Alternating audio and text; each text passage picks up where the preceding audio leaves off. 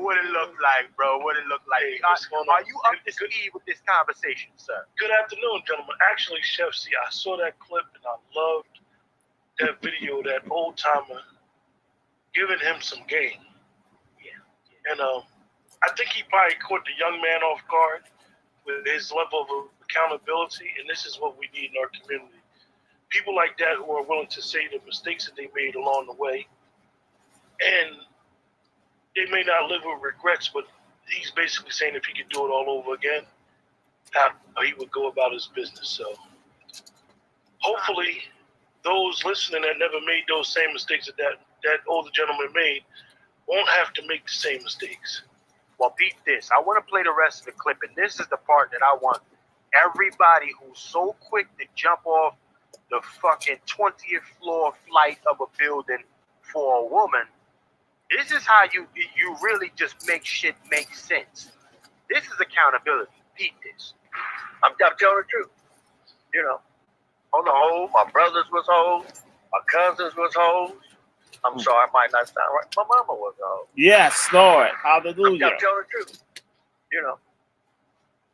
Tell the story. Can you rewind that and play that again? It sounds good when he says his mama was a hoe. Hold on, brother Short. Hold on. Let me get it here. I like how you flipped the question. I like how you flipped the question, homie, and that's the accountability. You made me give up something about me. Now it's up for you to answer the question about what I'm laying down right here. Well, hold on. That's how men are supposed to engage. So I appreciate that. Well, hold on. If everybody can just hold on their mics for a second, let me play this so everybody can hear it. Particularly this last part here. This last part is very important because you're not hearing a lot of men just saying, you know what, listen, she was getting busy and this was some bullshit. She shouldn't have been on that type of time. And this is the type of stuff that we need to really start being honest about, ladies and gentlemen. Let's go here real quick. But I know how to navigate through that. But I wouldn't have been the hoe that I was back then. So what made one? That's one. Let's check the mark. That's one. Him taking accountability for his actions when he did it and how he was doing it. That's check mark one. Let's go to the next one. To be a hoe.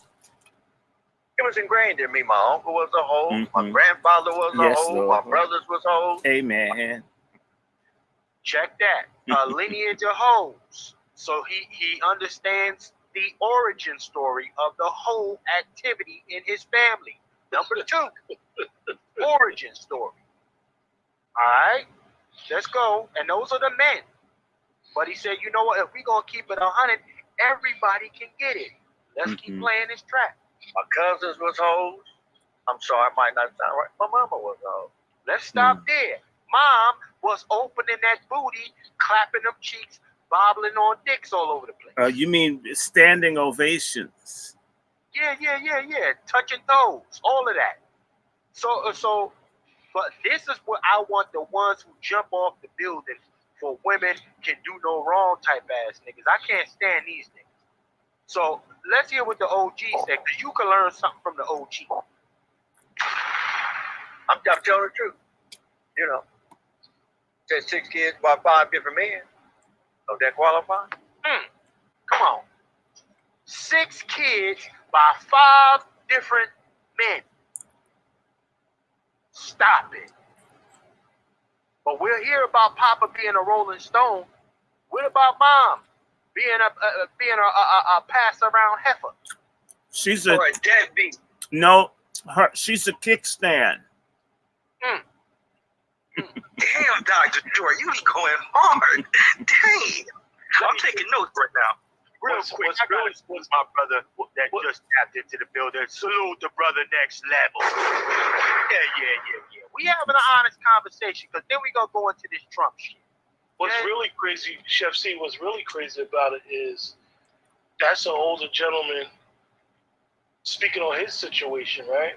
Right. And you see he's of age man.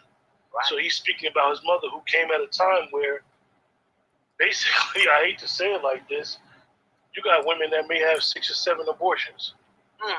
No, they have more like 20 abortions. I I would say higher. Yes, Based exactly. off the stuff that I've been hearing lately, from higher. You know, in They got Russia football and the jersey Soviet numbers. and the Soviet Union, former Soviet Union, women had as many as 24 abortions each, certain demographics. So a lot of women are abortion queens, or as I say, AQs.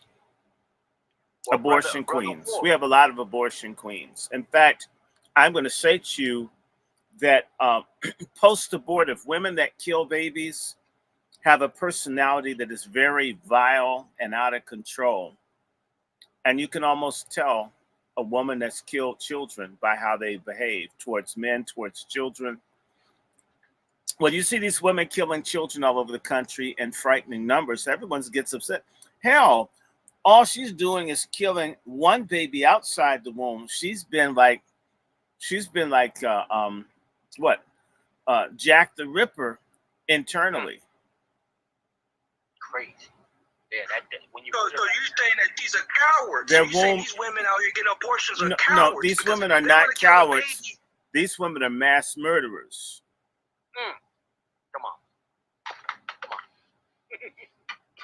Yeah. Listen, Brother Wolf, I gotta go to the Wolf. Brother Wolf, I mean, first and foremost, let's go to the OG's accountability. I want to hear your perspective, particularly on that latter end statement that he made, sir. Is that the kind of accountable? I'm not even going to say it. I believe you already agree with that. But how do we institute that level of accountability across the board? What do you think could be the potential plan of action to start, showing that transparency like that, Brother Wolf? I think the conversation that we're having right now is that transparency.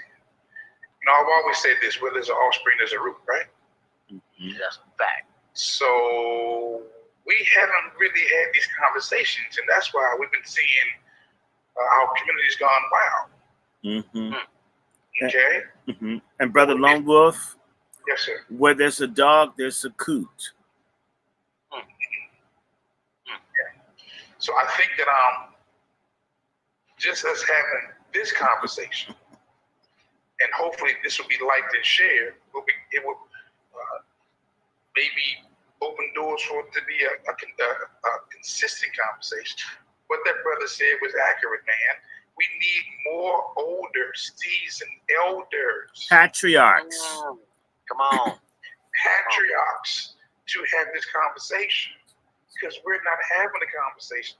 That's why people keep asking questions, what's going on? What's going on is we're not talking.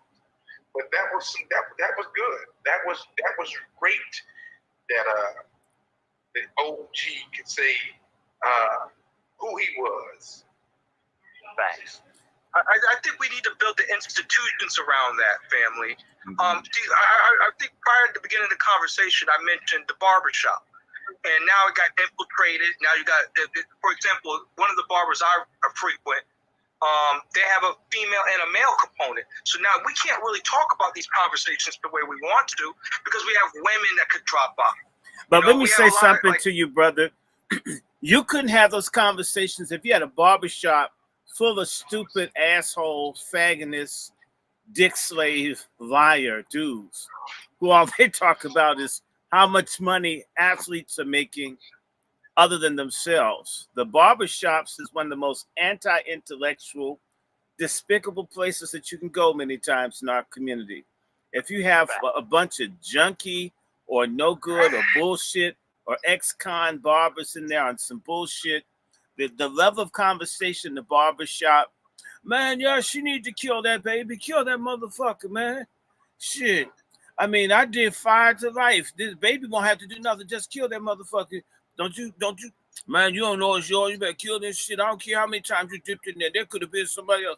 I have heard more older, dumbass black men who hide behind the fact you got gray hair on your nuts, but you don't have God in your heart. I hear a lot of stupid advice, ignorant things like, boy, just get that pussy. I don't care. They be talking to little kids. How old are you? You 9? You ain't fucking? Boy, you trying to be a sissy? Now you go out, man, you come back, you tell me that you got yourself something.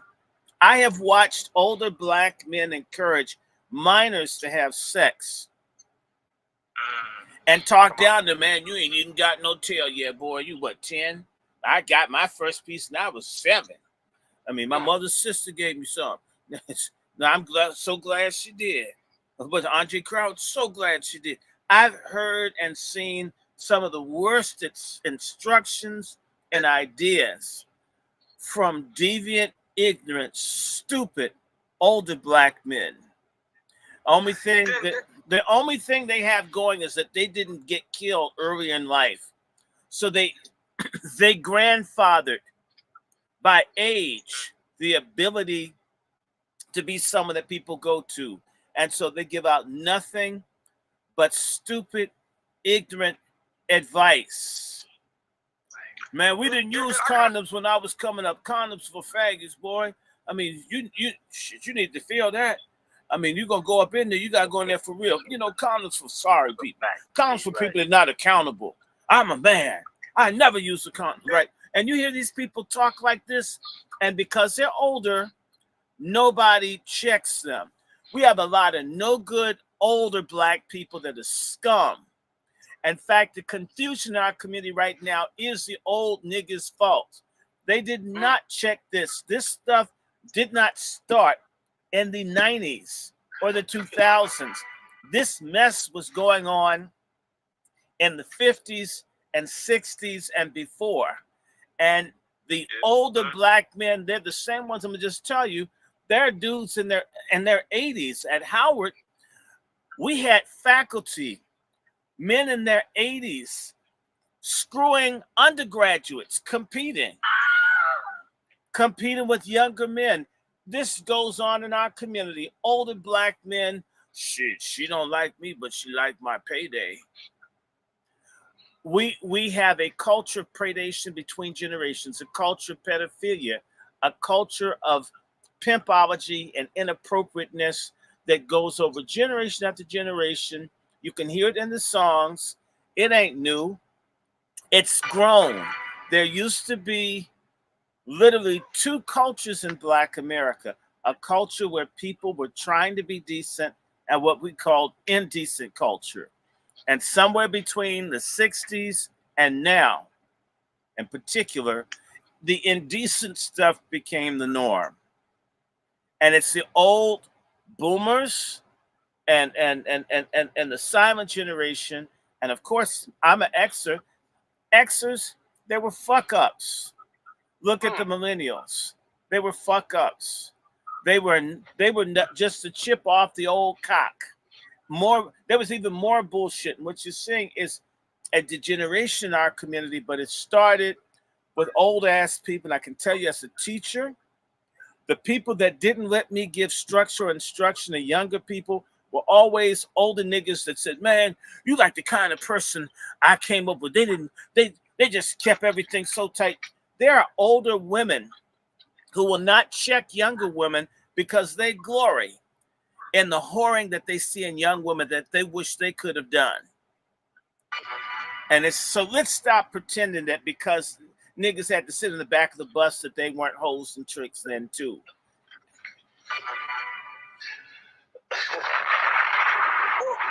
Okay, Dr. Short, I got a question. If it's not the barbershops, what institutions that we can build or that we can transform so we can meet that standard? Because we do need to have institutions to guard we had it. Those ideals. We used to have churches, and then for money and for sex, the men let the women completely take that shit over. And before that, a lot of the churches were built based around basically Holy Ghost pimps getting, preachers. It's a great job. It's free pussy and tax-free money.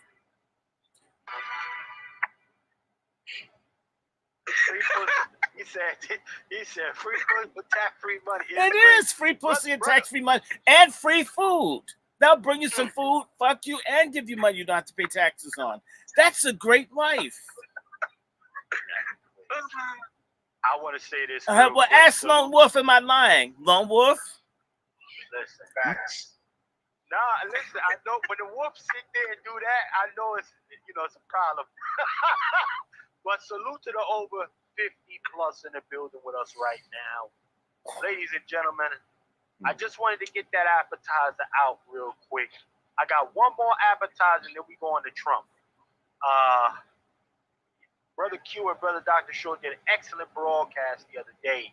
Yes, they did. It's absolutely phenomenal, but there was some receipts in there that I'm sure my other audience and Brother Wolf's audience didn't see, that Brother Dr. Short and Brother Q brought up that we want to bring to you. And then I got some, of course, I got some shit for myself. I got some gems as well. So, ladies and gentlemen, this clip I came across, I saw a Rastafari come up, and this brother here, he was in the grocery store, looked like it was a bodega or something like that.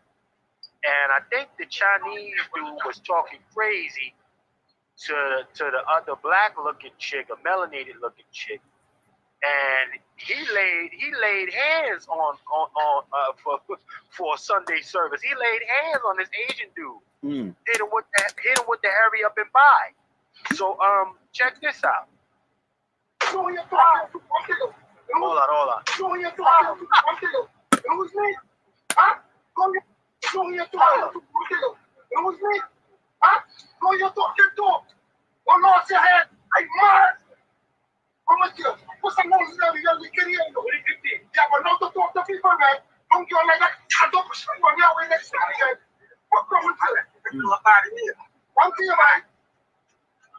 Hey, y'all heard Jackie? Jackie, get the fuck out of here. Get the fuck out of here. Hold on with Jackie. Hold on.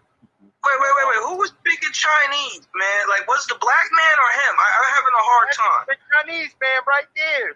Look with the mask. Look at his mask half off. But this Jamaican dude laying hands, man. Look at, he got their hands of Julius out here.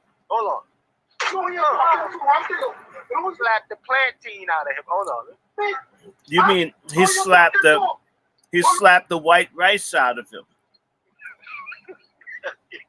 I slapped the chow mein out of him. Hold on. And he slapped his eyes open.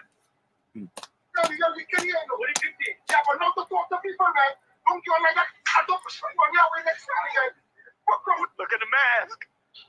I don't condone violence, but look at the mask on the dude. Well, you know what? We can call the Chinese man the prone ranger after he got the anointing. You know, the Bible talks about the laying on of hands for the sick.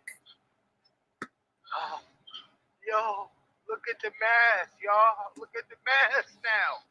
That shit look crazy.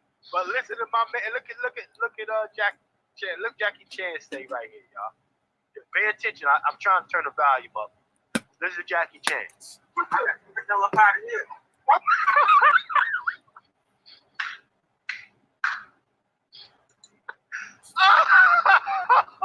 Hold on. Jackie, he fucked his mask up. Jackie Chan. I'm here, man. Fuck that with you, son. They come here every damn night on each other. Shout out to Jackie, still standing his ground, though, man. Fuck that with you. Get the hell up out of here. I'm here, man. Yes, I'm gonna have to sound with that one. Hey, wait. Can I throw something out there? Because I've seen millions of videos of these Jamaicans, right, hacking each other's up with machetes and all that other smoke. I'm just saying, man, why the weak sauce on the yellow man for? I have to go there because, like, I think we as a people, just in general. You stop Asian hating right now, Negro? Are you No. What I'm saying is, I thought he went weak on homeboy. If he was in Jamaica, his home turf, I would say anything goes. And I see that they out here do the most heinous things to our people, right? To our people individually. But he just gave him a pity pat smack. That's all I'm saying. I'm just making an observation.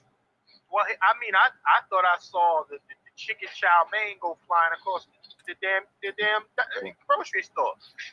Cause I mean, the way he took the hand and the way the shit came down on. Look at the dude mask. He slapped fire out of him. Look at his mask. The mask covering, is like the mask is covering his eye now. Salute the over 70 plus. You know what I really think happened? He didn't get a refund for the last Rush Hour sequel, and he didn't. So he took it out in the man in the store. That's projection. But gentlemen, all right, we're gonna stop this shit here. Let's go into Trump, and I want to prime everybody for this. First and foremost, I want to prime everybody for this, and the best way I can do that, ladies and gentlemen, brother Dr. Short, can you share the story that the illustrious lawyer told you about Donald Trump, your good colleague, sir? Let me see. Something very strange happened. Oh, I see. Look, in a nutshell, I called Alton Maddox in 2015 when Donald Trump first started running for president. I was mad about the Central Park 7. And Alton Maddox represented two of those people. When you hear Central Park 5, because Alton Maddox got two of them off, and they forbid and would not let Alton Maddox free the other 5. So I figured if I call Alton Maddox to talk bad about what I was still feeling at that time about Trump, I would get a sympathetic ear. And I proceeded to go in on Trump. And I noticed I wasn't getting anything. I wasn't getting any response from Alton about what I was saying about Trump. And he said, you know what? Donald Trump is all right. Donald Trump helps lots of people. Donald Trump is a friend. Even if he's racist, Donald Trump is a friend. Donald Trump is very, very conflicted. He's complicated. You can't understand Donald Trump unless you really know him. And Donald Trump can't be a racist for real because Donald Trump isn't really white. This is what I was thinking. What is he talking about? Is this Donald Trump is white? No, Donald Trump's mother, his real mother, had an affair with a black man in Tennessee. And his father, Fred Trump, had Donald Trump's black mother, a woman, I guess, who presented white but was really black, had her killed. And this is why Donald Trump can't stand this woman that we've been told is his mother, how they sent him off, how he didn't fit in, how he's bigger and taller and different from his brothers and sisters. And he says, because I know people in Tennessee and everything else, I know Donald Trump's business. I used to be one of Donald Trump's tenants. He would never do anything. I call Donald Trump, he'll do anything I ask him to do. Because Donald Trump knows I could tell everybody that he's not really a white man and the game would be over. Leave Donald Trump alone. He'll probably do good for black folks. He'll do more for us than what Obama's doing. I was shocked. I'm saying, come on, Donald Trump. He's a white person. I mean, I don't want to make anybody anything that they're not. And he says, look, Short, I'm older than you. I've been around. Trump is black. This is why the people won't accept him. This is why he doesn't completely fit in. No matter what he does, they won't take him because some people know he's not what he looks like. They don't like a part of what Donald Trump is. They hate him. You're talking about white Americans, a certain type, don't receive Trump. He's not good enough. And it says that even Donald Trump is conflicted. If you know Donald Trump, he will hang with black people. He loves it. He can't get enough. And it's like Elvis Presley, whose grandmother was a Melungeon. Elvis Presley's a mulatto. And the one drop hypodescent rule that we didn't make, but the Anglos implied. Anyone has any African black and is 100% black as a way for the American caste system. If the American caste system, the one drop rule applies, the same as Elvis Presley wasn't really completely white. And if you really got to know about Elvis Presley and how he would interact with black people when nobody saw. Elvis Presley's around black people, chasing down black people to make them sing gospel music with them, hanging out in black churches, until Elvis Presley's nickname was Nigger Lover. And it says Donald Trump is the same. He likes black people. And I mean, and it's a conflict. He's between and twixt, like a tragic mulatto. Anybody that knows how to play that can control Donald Trump. I'm not telling you this is true. I'm just telling you what he told me. And if you look at Donald Trump, him going to South Bronx, we've never had a president other than Ronald Reagan as a candidate go to South Bronx to down black people. I mean, there are things that I have friends who are associates of the friends to Trump, and I hear stories about how Donald Trump doesn't like the way black people are treated, that he has with white people. And it makes him angry. And I'm thinking, we had a president who's more than likely, there's a strong possibility that he and I are related. To show you this, in fact, due to my lineage, all the presidents are related to each other with the exception of one. And I come from the same family. So, hey, yeah, Short, but hold. This black Short. president, this black president. Hold on. I can't hear you, brother Short. Your mic is low. We maybe let's see if we can mute you and then say something now, brother Short. Say something. Hello. Yeah, your mic is on. Oh, they tapping in, man. They don't want to know that that Trump's the half and half or something. Do me a favor, brother Short. Drop down, come right back up, sir. We need that. We need that clear.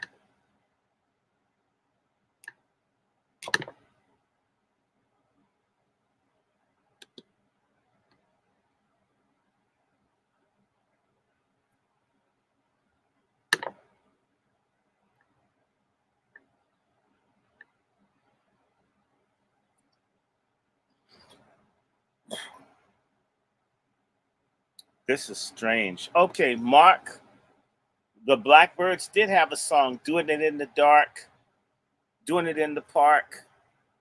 Oh, yes, Rock Creek Park. My family, Johnny Cochran time. My family used to own Rock Creek Park. So some cousins of my family. Let me see. Brother Short is back. Let's see if we got it. Brother Short, test it. White woman. There you go. Now we talk. All right.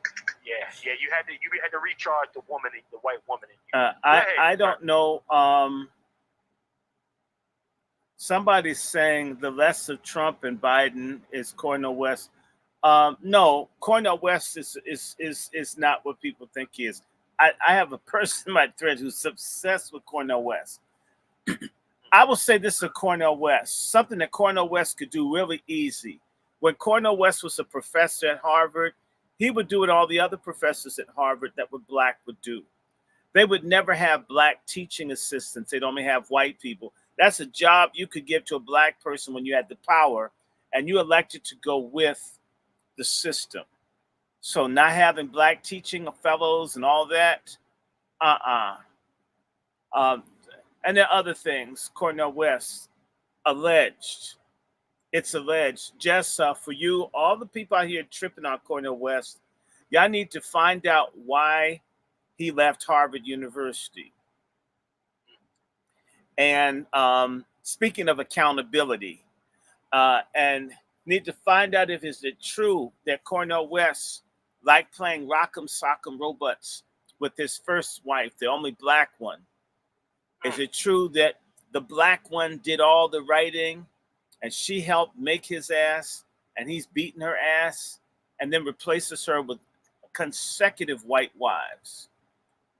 To me, I don't like that. And also, it's alleged that Cornel West got an undergraduate student pregnant. I hope she was of age. And he married her later, I understand. Okay. I was a faculty. I never screwed my students. If you abuse that kind of power on that level, you lack discretion. Cornell West it says a lot of stuff I agree with. And let me give my Cornell West story, why I won't vote for Cornell West. Oh, well, hold on, brother Shaw, because I'm out of here in 25 minutes. Let's keep it on Trump. Okay, well, let me finish this. I will say this. My personal no to Cornell West is when they let one student from Harvard into Princeton each year in the class. It was between me, a guy who was a Q, who didn't even get the schoolwork done, that was light-skinned, that was an omnisexual freak. He chose the guy he got drunk and high with, and I got sidelined. So when Cornell West had a chance to do something to help me in my life, Cornell West gave me thumbs down. So I give Cornell West thumbs down, aside from many other things. I don't see anything concrete that Cornell West has done for Black people other than run his mouth on liberal points. He's pro-abortion. He's pro-LGBTQ. He's pro-illegal. That's the trinity for me to give you the finger. Pro-abortion, and he's pro-feminism. So he's an intellectual enemy to Black people. No, he screwed one of his current students that he got pregnant, and Harvard had to pay out at least $1 million. That was an expensive fuck. That's irresponsible. That lets you know how you treat people. So for a man who needs a haircut, and they need to have a little talk with Jesus in terms of how you treat people, no, you can have Cornell West. It's just like Obama. And for people who can't see that, piss on him. He knew Obama was a fraud, and he pushed Obama when he didn't get enough inauguration tickets. That's when he came out and said something about Obama. He's shallow. Tell him I said it. He'll never talk with folk like me. Will not. And every crooked Black person that comes along, every crooked person, that bitch Dolezal and Sean King, two phony white people pretend to be Blacks that were grifting. Who gave them the pass? Cornell West. That's all I'm going to say about it. How is Cornell West is so Black? I could tell Rachel Dolezal was a white bitch first time I saw her in the 90s at a distance. And same thing for Talcum X. Cornell West is paid. He's the property of the white left, and that's another branch of white supremacy. I'd rather deal with Trump and his open supremacists than Cornell West and the hidden back ones. Let's back to Trump. Donald Trump, according to Alton Maddox, is Black. And he pointed up, and I was saying to you, we had another Black president by the name of Warren G. Harding, who's in the same family I'm in. And Warren G. Harding one day went down to Birmingham, Alabama, and went off on white people about racism and not giving Black people basically reparations for slavery. You know, within a year and a half, he was dead. White folks are afraid that Donald Trump is going to give stuff to Black people. They're absolutely terrified because there's some concern. Whether he's got it all together or not, no, he doesn't. But he might do it. We never got anything for, hell yes, Cornel West isn't Black. Cornel West is a person that wants to be universal. And I'm a Black American. He doesn't have a Black first agenda. You're obsessed on his color. That's shallow. I don't care what you look like. What will you do for me? Cornel West is running right now, and he should have at least had a counter offer to Trump's platinum plan. He didn't do it. Why did he meet with these rappers? It's bullshit.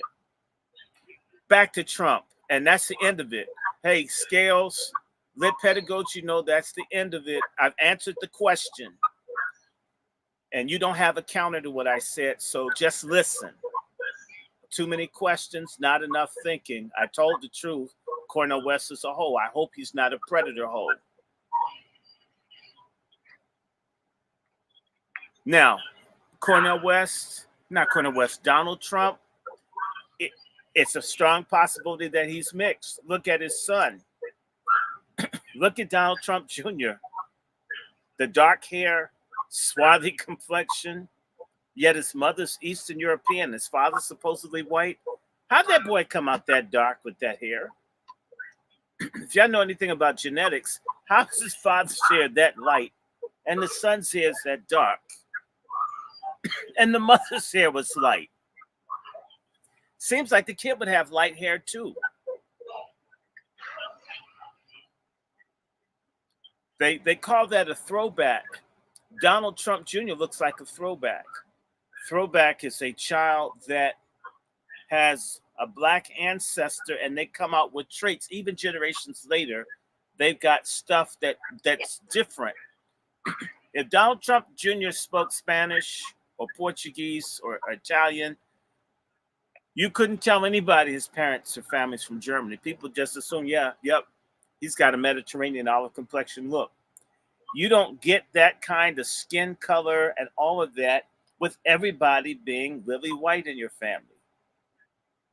So when you think about it, everything black that comes along since I've known of Donald Trump, disco, boxing, football, rap, anything black culture, he's up in the middle of it. We see the same behavior in elite black people who may not want to live around black folks, but enjoy the culture of black people when it suits them. And so I will say of Donald Trump, Ultimatix wasn't a person that lied that I know of. Ultimatix would go up against anybody for what he believes. He spent a lifetime ready to die for what he believed in.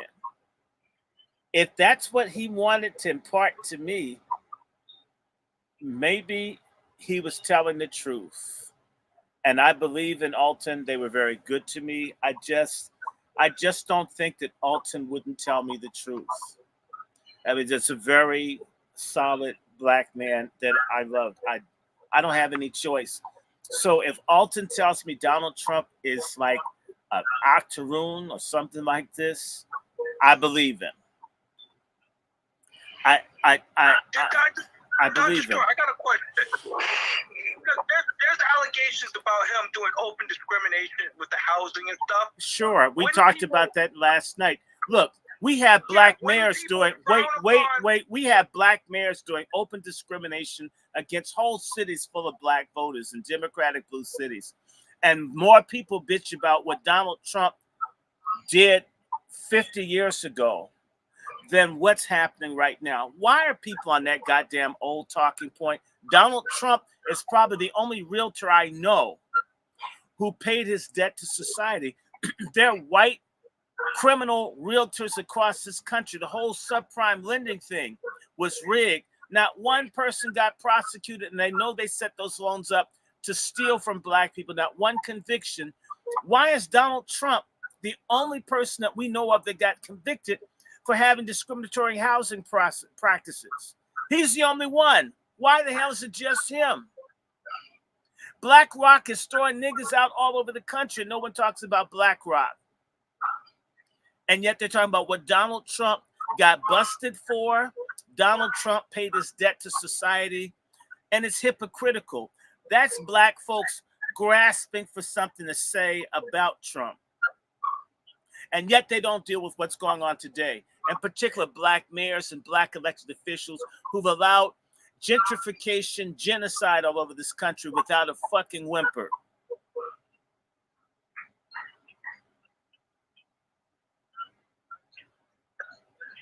Well, Thanks for addressing that. Wait. I want to say, Dr. Strick, thanks for addressing that question, because that was my initial reaction, or one of my initial thoughts towards that. Be like if he's black or has a black ancestry or DNA or whatnot, he's doing open he has done discrimination, and like me The personally, Boule I'm does against discrimination. The Boule, we're ruled by no good black traitors worthy of death who discriminate against us every day of our lives, and we never acknowledge that. And we want to talk about something he got busted for in the city of New York, where he got convicted, just like he got convicted the other day. They nail his ass. They do not do that to white cops or anybody else, typically in New York, no matter what they do to black people. Why him? Why did they? This is twice. Why does he keep getting convicted? Why are they saying he doesn't have the right to do in real estate what everybody else does in real estate, which is to overpraise the value? Why are they doing to him what they do to black people in business? When black folks start doing stuff to make money, they illegalize it, they come against it. Isn't he being treated like a black man? I would say yes. I started noticing that. It began to blow my mind. Why are they Or doing he might be getting treated like an immigrant, like he is an immigrant. He immigrated over here. There's some of the foundational quote unquote white Americans that might have some animosity towards these newcomers. Benjamin Franklin had animosity towards dark Germans. And that thing, let's not increase the sons of Africa. They talked about how he didn't like Germans. Benjamin Franklin, they're too dark. They're not really white. He said that of Germans. Hold on, let me play this here. And real quick, Brother Short. Brian Brown says he don't believe that story. He said you capped with that story. Well, he's capped because he didn't know Alton Maddox in your dreams. See, I have people that can document that I knew Alton Maddox. So who does he know? And so whatever screen name he's hiding behind, that's his problem. I'm only telling you what Alton told me. Alton Maddox is a real person. Alton Maddox was a real fighter for black people. I never said anybody else told me this other than Alton Maddox. To say that Alton Maddox, a man that put his life on the line for black people for 50 years, is a liar for a person who's probably done nothing for anybody else in their life is crap. It's a lot of opinionated people who think that their opinions are equal to achievements and lifetime service. It isn't. So what, you don't like the story? I didn't like the story. That's the story I got from a black person I looked up to, who I followed because he's a fighter. And that's what he told me. And anybody in New York knows that Trump is a quid pro quo person, that Donald Trump would do all kinds of things for black people that nobody else in New York would do. Give people interest-free loans and forgive the debt when the people really did what they were supposed to do with the money. They don't even get that from black people. Why is Donald Trump celebrated by all these black organizations and groups for years until he ran for president? Then all of a sudden he became a totally racist person. That's strange. That's absolutely strange. But you know what? The same person accusing me of crap voted for Obama twice. And anybody criticizing me is probably an Obama voter, because most black people were stupid and got duped and went for Obama. And Donald Trump told the truth. The birth certificate for Obama is a fake. Trump told the truth. Nobody's race is African. I've seen the damn birth certificate. Africa is a continent. North Africa is classified as white. They would have had to have, that whole birth, and the person that did the birth certificate got killed in 2008 or 2009. So a lot of people mad at Trump. I don't care about Boule Shields, probably a Greek letter Negro at that. Divine swine people. I don't care. Or something? Say what? Because is this the Alton guy? That is Alton is part of Brown's frat, or that he's a part of, or whatever his D9 thing. That's what I was asking. I don't know. I noticed is, because when it comes across, it seems like this guy is signaling to me that he's a part of the same frat with this guy, and he's trying to say, well, because of he might not have direct association, but he's using that as a conduit, as to go between. which I think is some BS. I don't. You know what? If Ultimatics was in the Greek letter stuff, if Alton was a Greek letter person, Alton got abandoned by them. They certainly didn't stand by him all the years he had his illegal things stripped off of him. Where were the people when they make you do all these stupid, shameful rituals? Where were they when Alton needed them? Where were they? I was at Alton's funeral and the Divine Nine people, and they lied. They lied against Alton at his own funeral. Almost made me have a high blood pressure problem. And I have witnesses because I had my blood pressure thing. You can ask Brother Mike Graves of 100 Blacks in Law Enforcement That Care, Sister Keisha Forrester, that it was killing me listening to the lies from the Divine Swine at Abyssinia Church, the stuff that they were lying on for Alton. So whether Alton was Divine Swine or not, he did like Dr. King, who got kicked out of Alpha Phi Alpha, and Dr. King died a hero because he wasn't Boule when he died. They've reclaimed him. The Boule does to black people what white people do with black cultural production. They reject it and denigrate it as long as it's for us. And the minute it gets big and profitable, they claim it. The Boule does the same thing. Everyone black that does the best in our community that they hate, they wait until that person's dead, and then they claim that they're in their organizations and associations. Bullshit. We need to have a revolution against you coons and holes. That's a form of, Dr. Short, that's a form of usury. And that should be actually outlawed to a certain extent. Well, we need to outlaw it as a people. Martin Luther King was kicked out of Alpha Phi Alpha. And now they run around and act like, oh, he was one of their frets. You didn't want him when he was alive. In fact, the Greek letter people wrote an open letter to President Johnson saying they were against Martin Luther King. They basically did a Roman emperor thumbs down on Martin Luther King. They let white power know that you can kill Martin. We don't care. Just keep helping us. And that's the same relationship that the Biden coons have, the Biden sexual traitors. That's why it's like this. Let me play this. Hold on. Let me play this track. All right. Let's see where we can find some of the foundations of why they're outraged by Trump. Because I mean, even after Trump came out with grabbing the coochie, it didn't stop over 90% of women from voting for him. But wait a minute. So, why voted for him in large numbers too. But why are people mad about Trump grabbing a pussy that people wanted grabs, and yet we've got so much understanding for Diddy? Why? Well, let's play this track here. This is why they might be mad.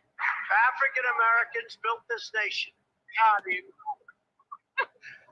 What president had the nerve? You couldn't even get that out of your boy Obama. For all you stomp down Democrats. Hold on, let's play this. We built this thing. You know, you're just starting to get real credit for that. Okay, I don't know if you know that. You're just starting to get, you built the nation. Hold on. Uh-oh. Babies, do you agree? The devil is a white guy. You said Trump is gonna be the devil. But niggas made money with Trump. Yeah, niggas made a lot of money. I want to address something, Chef C. The person that's obsessed with Cornel West has Trump derangement syndrome. And I'm going to tell you, pedagogy, a lot of times you black folks that aren't involved in anything, you don't know what the hell you're talking about because you only go by what you read or you hear. Let me just say this. Donald Trump would have freed black political prisoners. I gave a list of people that Donald Trump's people should release. I got stabbed in the back by some of the black political prisoner groups, in particular Jericho. I went with the mind that something should be done for Assata Shakur, who I happen to think a hell of a lot of. as well Jamil Al-Amin, H. Rap Brown. When I went to some of the black activists and said, hey, look, I got a link to people that work with Trump. Let's get these brothers and sisters out of jail. They put on a do not talk to Dr. Randy Short, because these niggas would rather the black political prisoners that you're bitching about die in jail because they hate Trump so much. They have an issue with Trump getting some shine out of releasing some black people. So they let those people rot in there versus getting them out. So you know what? Donald Trump would have released anybody he was asked to. On the left, the Negroes that were committed to Obama and Biden did not ask Trump for anything. Trump released more black folks from jail than Obama many times over, Clinton many times over, Biden many times over, practically anybody. So it's bullshit that you're talking. You don't know what you're talking about. You have an asshole, you have an opinion. Donald Trump would have done it. Nobody with power, black, they weren't willing to back it. Donald Trump would have taken the pardon for Marcus Garvey posthumously. The very person that put it on Obama's desk, I went to school with. I said, give it to me. I'll give it to Roger. I'll give it to other. And Trump will do something for Marcus Garvey. Not that Marcus Garvey did anything. And Dr. Sullivan, who went to Harvard, who got fired by that bitch that looks like Urkel that was president of Harvard, gay, stopped talking because they didn't want Donald Trump to get credit for pardoning Marcus Garvey. You don't understand politics. You don't know what you're talking about. That's the last question I want from you. I've answered your question. You're trying to find a hypocrite, and you need to look in the mirror. Okay, so I might be registered as a Republican, but wherever I go, I'm black. And I talk about reparations, black political prisoners, black farmers, black schools, black freedom. I know black Democrats and these other people, they don't do anything for black people. Once they get to the halls of power, they are very careful what they talk about. So these no good black folks are supposedly radicals. It killed me. Why would you let this happen to Asada? I get it. You hate Donald Trump. Free Mumia. They say free Mumia. Then damn it, free him. A lot of these black people, they use them. I'm talking about elite black people on the left. Use these people as fundraisers.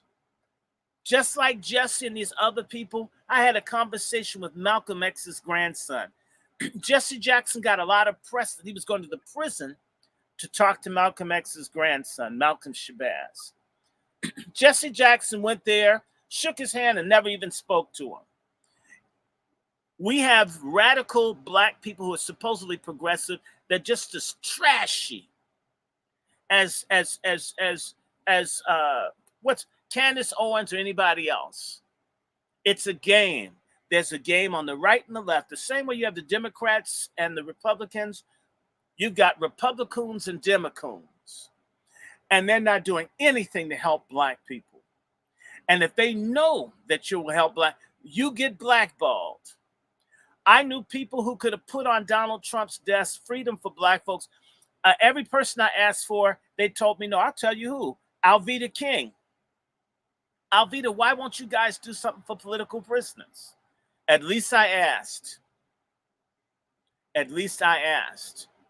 People like me are marginalized. If you give a damn about black people, you get excluded.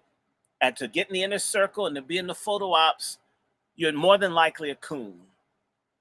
I don't want to be in the damn photos. I could care less if anyone knew me.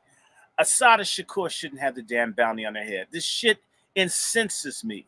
It incenses me that Jamil Al-Amin, those cops went to murder that man in his masjid. And he's in jail defending himself. If we're upset about that man that they killed down in Florida, then we should be upset that Jamil Al-Amin, H. Rap Brown, a major black leader and figure, is in jail, underground.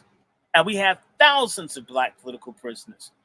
The black elite, both Democrat and Republican, don't want real grassroots organized people out of jail. They would expose them. The black political prisoners are enemies of the black elite political class. They would rather those people be tortured, sodomized, bit by rats in supermax prisons, and exploited in the hole than to be out and get people to think. So if you really want to go off on people, go off on anybody black you see on television, anybody black you see in any position that supposedly represents us. Why the hell do we have to come and tell you about it? It should be your agenda to find things that you would do for black people. We don't do that. And we're more likely to bitch and nag at other black people who do the best that they can. And we see someone on television, they got, oh man, we show so much respect. We have a respectability idolatry in our community. Anybody that gets some success or some money or some shine, we just sit up and oodle at them as if they're doing something for us. No, they're doing something for themselves. Black athletes, black celebrities used to do stuff, not anymore. And it's our fault. We don't demand. If they have money and they're successful and they get in television, whatever, it's the same way. If a woman has a vagina, it doesn't matter how dirty, fat, ugly, she got a pussy, she's cool. Instead of wanting her to be regal, wanting her to have class, values, spirituality. It's our fault. Black political prisoners, Matula Shakur, when he came out of jail, I think this year, the year before last, people were hard up to send that man $20. Even once he got out on compassionate release. We're very shallow as a people. We're very fake as a people. We're passive aggressive and dishonest as a people. We ask the wrong people the right questions. Cornell, right there, Brother Short. Hold on. I want to share something. This is what we need to share here. Let's make this make sense now. You know, this is Talbert Swan, for those of you who know. A salute to over 90 plus in the building with us, right? You mean Bishop Talbot Swan? That's right. You know he's Divine Nine. I'm gonna have to pull up to his service. He's Divine Nine. He's Boulay. No, but that's not my point. That's not my point. I want to bring up something that he posted today. That was very interesting to me. Very interesting. Let's peep this, y'all. Let me share this thing. Let me see if I can share this. Now, what he posted, he's talking about the galvanization of funds in different areas when things take place. And it was interesting to me because, you know, the priorities with which we look at how we need to distribute stuff, whether Talbot Swan, you know, Divine Nine or not, I'm talking about the numbers only. Derek Chauvin murdered black men, white people raised $2 million for. Okay, Kyle Rittenhouse, during the Black Lives Matter John, they raised another $2 million. Danny Pena killed a black man, raised $3 million. Okay, Donald Trump goes to jail, well, convicted, not even in jail yet. All right, convicted, 34 felonies. White people hit that man with 35 mil in 6 hours.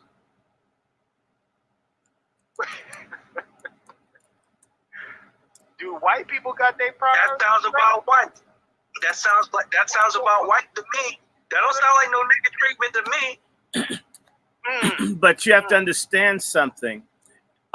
Donald Trump and the January 6th people who are being treated like niggas in DC jail, whether you agree with me or not, they are. Donald Trump is aligned with, at least in terms to get votes, with poor and working class white people who are hated by the elite. They're exploited less than black Americans, but ultimately they're broke. Donald Trump is a businessman. Donald Trump is for the rich, but Donald Trump has at least employed populism to appeal to people of the lower classes. They don't like that. And it's like Snowden is white, But when Snowden gave up those secrets, Snowden became black. When Robert Kennedy Jr. started talking about vaccines, Robert Kennedy Jr. became basically black. His family on TV denouncing him. I mean, just whites. Why do we have to pick up? I have to push back. Why do we have to pick up or just because the dominant society views them as black, they're not black. I will position them to like a POC, people of color. Because that's what they read, or some other community. They don't have a black interest. Well, so that will be kind of my pushback to that. Yeah, but Donald Trump with the Platinum Plan does have a black interest. Okay, that's in fact the black elite in this country said we don't want anything for black people. We'd rather have nothing for black people and Trump not be president. So, to me, I'm not trying to make Donald Trump a black American in any stretch of the imagination. I'm trying to say to you, we had laws going back to colonial times. If white people did certain things like had sex with or hung out too much with black folks, they could lose their white status. White isn't a color. White is a status. That's what ignorant people don't get, which is why an Indian can come from India blacker than a cell phone and be white. And a black person with blonde hair, blue eyes is black. And the only place in the world that they're black is in the United States. It's a status caste thing. And what Donald Trump has done, and anybody that goes up against these people, that includes Bobby Kennedy Sr., if you start doing things, these people have the capacity to withdraw the covering of whiteness, of white status, and just say, well, let's give him nigger treatment, or as they say in Louisiana, tar brush you, make you black in terms of status, which is what was the way you attacked your political enemies in Louisiana or in other places to bring up the possibility that someone was black. In Nazi Germany, you find that someone's got some Jewish ancestry. To hint of it, that you could have any connection meant you could lose everything, which is a way of enforcing discipline among the white masses that if you cross us, we'll do you just like black people. Sure. Let me add to what you're saying. Go ahead, Brother Wolf. You got the flow. What's being missing is, even in your clip that you just shared with us, Chef C, when Donald Trump said, Black Americans built America. Man, don't let that go over your head. Well, hold on, Brother Wolf. Pause right there. Let me play the clip all the way through, and you gonna have the floor. Let's go, because some people aren't even familiar with this. Some people don't even know that he had the nerve to come out with his chest up and say this. Let's go. African Americans built this nation. You built this nation. You know, you're just starting to get real credit for that. Okay, I don't know if you know that. You're just starting to get, you built the nation. We all built it, but you were such a massive part of it. He has the nerve to delineate while he's saying that. Hold on, let's play it. Let's play it, though. Bigger than you were given credit for. Does that make sense? Right? Is this the boogeyman your Democratic media talks about? Yeah, don't you hear the hate and the kill Blackie? Hold on, Brother Shaw. Hold on. Let me say this. Listen, that boogeyman that we've been told about all these fucking years has yet to show up. However, you know what this boogeyman has done? He forgave all you step and fetch HBCUs. He forgave your debt. Mm-hmm. He's the man who did it. Your boy Obama didn't do it. But Doc, watch this. Go ahead, Brother Wolf. You got it. Go ahead. Yes, sir. Because that was the bully pulpit. Since we have the church on Sunday, right? That message does not just resonate nationwide. That was a global audience. He was speaking to the UK, Africa, Brazil, Russia, anybody who had a television, who had a radio, who could pick up on the transmission. He said, Black Americans built this country. And that's how he got cooked. Okay? That was the cooking. Now, I posted something inside the chat that says this. Malcolm said, the thing that this country hates, we should like. Exactly. The thing we like, we need to hate. Like Obama. Okay? Garvey said, Marcus Garvey said, because this is what we are in America with Black Americans. Come on. He said, if the Negro is not careful, he would have taken in all the poison of white society. He would die in it. Brother, you're witnessing a slow death in Black America. That's right. Because we literally taken in all the poison. We are the most degenerate. We are the face of the degeneracy.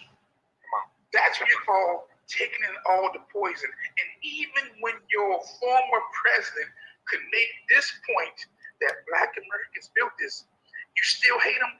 That tells them right there, man, I tell you, I am going to walk over millions of carcasses. They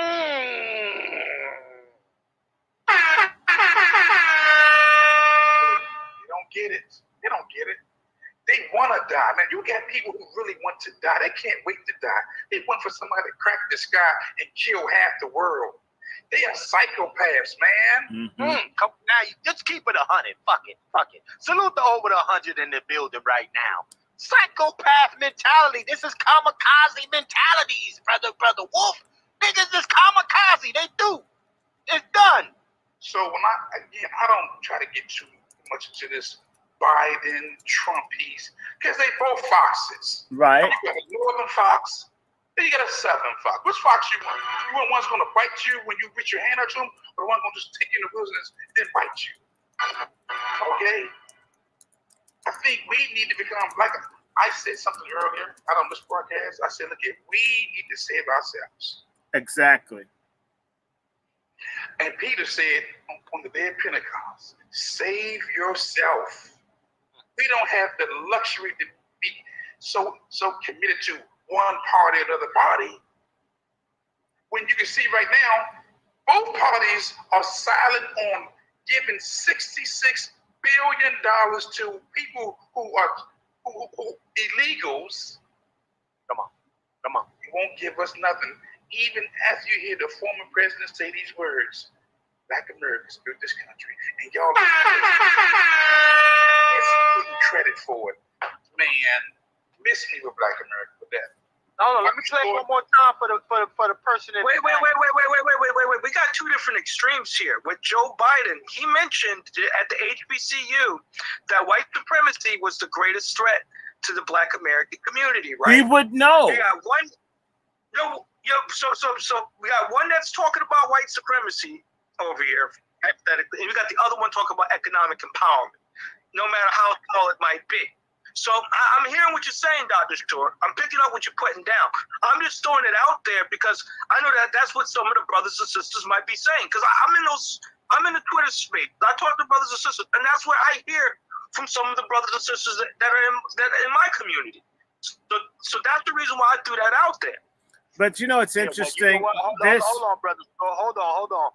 We got brother Q. I gotta hear from you on this, man. I got to hear from you because, again, you know, a lot. Like I said, a lot of people haven't heard this fucking clip right here, and they still buying into the boogeyman propaganda that keeps circulating. Oh, he's gonna all of that shit. But again, you got your quote unquote first black president.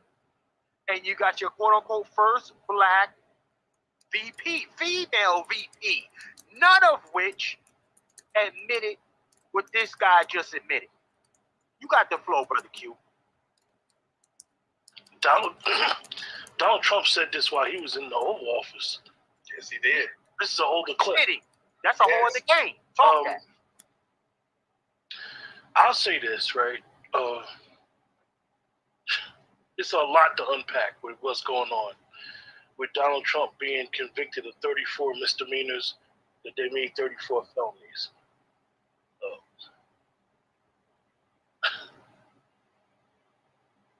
We have to really, really be honest with ourselves in policy. Has Donald Trump, when he was president, just ask yourself, when he was president, did any of his policies hurt you? Keep it plain.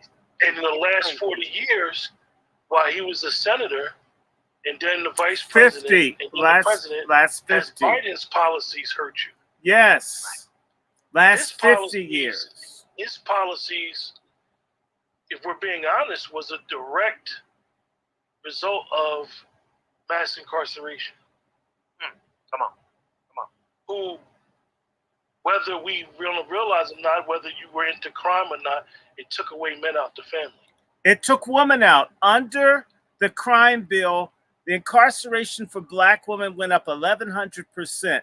It took mothers out of the home, and that resulted in the explosion in our children being sexually trafficked and child and family services. Biden and Clinton did this. So when you look at just the policy, we all know, everybody say the same thing. It's two wings of the same bird, blah this, blah that. We're talking about policy that has directly affected black people, not POC, black people. Right now, for those that don't know, the First Step Act that Donald Trump signed while he was in office is being held up because all of the federal halfway houses are overcrowded and they're not releasing people who are nonviolent offenders out of the federal system. Right. And that happened the day that Biden was inaugurated. Exactly. And they had to do lockdowns. They had to do lockdowns in prisons across the country. I'm not Hold saying on, brother Shaw. Let him get that off. I'm not saying this off of hearsay. I have a brother in the federal system. Right. So this is not something that's, no, my brother's in the federal system. And he should have been home based off the First Step Act. Let him cook. So we're talking, when we want to talk about policy, personality, all that stuff, and if you're being objective, and you look at all the people who are celebrating Donald Trump being found guilty on 34 misdemeanors that were made 34 felonies, they're all the surrogate black Democrats who are getting the butter biscuits, who are literally getting what you're supposed to get. See, this is what happens. We talk about people gatekeeping. People are gatekeeping our community, and we're not getting shit for it. Come on, talk. Because they're telling us how to vote, who to vote for. You got people literally, and Chef C and myself is from the New York City area. Before Donald Trump got into politics, they loved this man. The New York City people loved this man. He got into politics, now all of a sudden he's a racist. When he was giving Al Sharpton money, was he racist? Was he racist? When he was getting awards with Rosa Parks, was he racist? Was he racist? Was he racist when he was giving those interest-free loans to all the black folks? Was he racist? And I never try to tell people who to vote for. I don't get into that. But I'm going to say that vote according to the policy that's going to benefit you, and you'll figure out who to vote for. We need to stop being gatekeeped in our community. Because the people that's quote unquote look like us, that have the same skin tone on us, they're not helping you. Come on. They're not doing nothing for you. Not one thing they doing for you. They got people who are black Americans running around here more concerned about Palestine than they care about their own community that been getting their foot put in their ass for the last 200, 300 years. Hey, Brother Q, Palestinians are light-skinned dudes. They probably want to hook up with Hamas. Those folks And at let's be Morehouse, honest. they want that RPG stuck inside of them. They'd compete let's with be the honest. tanks. Well, hold Let's on. Let him be finish, honest. Short, brother Dr. Short. One thing that we could all agree upon with Palestinian and what's going on, it's upsetting, it's hurtful, it's sad. That war could stop tomorrow if they wanted it to. If Biden wanted it to. That's a fact. If United States government, the government of Saudi Arabia, if they want that war to stop tomorrow and say enough is enough, it'll stop. We need to stop caping for this bullshit and be honest. These same black elites that's telling us who to vote for, they don't even live in the community that they talking to. But they're getting bribed by Biden. The Divine Nine and the other people are getting money. They've been getting it since 2021 because there's a relationship between the Biden administration and the Greek letter, the Divine Nine. They're working with the SBA and they're getting money and grants and stuff. This is why there's silence from everything that you would consider as black leadership because they've been paid. The churches, everybody's been bought and they're watching us die. And I'm telling you, I don't advocate it, but I'll tell you something. If we were another group of people and this was going on, a lot of black folks that are respectable would be shot dead, hung, stabbed, houses burned. That's how it would be handled. This is why certain people don't betray as much in other communities as ours. There's no consequence for a black traitor in our community. As a result, if that person has a big house and a big car and they've destroyed everybody else, people say, man, he's got a big house and a big car. It's the same way we look at a woman. She can have STDs, AIDS, bastards. She's got a big ass. We are very, very, very degenerate in our logic and our thinking. And that's why I tell people, we need God. Black people need to rediscover God. We need salvation because we are in such a morally depleted state that we accept this. And anyone like Lone Wolf or whoever, crying out like prophets in the Old Testament, begging people not to be genocided, and they can't get a hearing. Right. Can't get a hearing. But if, man, right now, if we were talking about fat booties and clapping asses, we would have hundreds more people listening because the people now are so base, they've been conditioned and shaped to be filthy and detestable, and that's where we are. Gentlemen. I'm going to add something here, and then I want to hear from all of y'all. I want to go one by one, right? And this is a stat, gentlemen. This is a crazy-ass stat. When we try to track down where a lot of the bullshit started coming into our communities or even the separation of that nuclear family, right? You're going to find when I throw this stat up, throw this chart up, that there's one thing in common when you talk about any candidate. And let me be very clear. I'm not caping for either one of these. But when you talk about policy, right, like my brother Q just went through, right?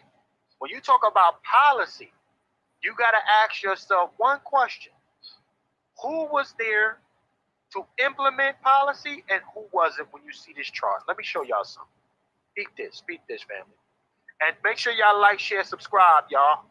You find value in this, make sure you hit the cash apps as well.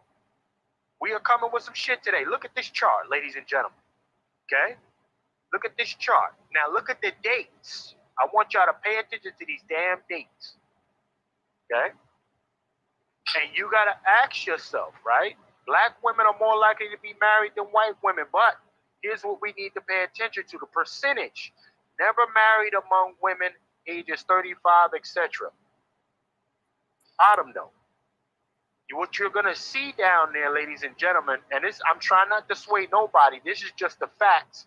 And this is coming from United States Census, ladies and gentlemen. This ain't Chef C rhetoric. This ain't me. This is the census. Okay? And shout out to my man, Brother Snooks for this. We was building on this. Look at the stats and you ask yourself, when you started seeing that big separation, black women being married, right? It started happening around 1950-ish, right? And it kept climbing. then you must ask yourself, ladies and gentlemen, who was in office? Who was in office, not presidential, but still had participation and could say something about what's been going on in our community since those times? There's been several pivotal periods. Oh, that mammy in California. That mammy in California. You know what I'm talking about. No. Hold on. Follow me on this. Beat this. And salute to the over 110 in here with us right now. When you start seeing the separation between the black American woman and black men being under one household together, married, right? What happened during 1994? Clinton. Biden, 94 crime bill. And Clinton, who signed it. Clinton. Mm-hmm. They go, now go back.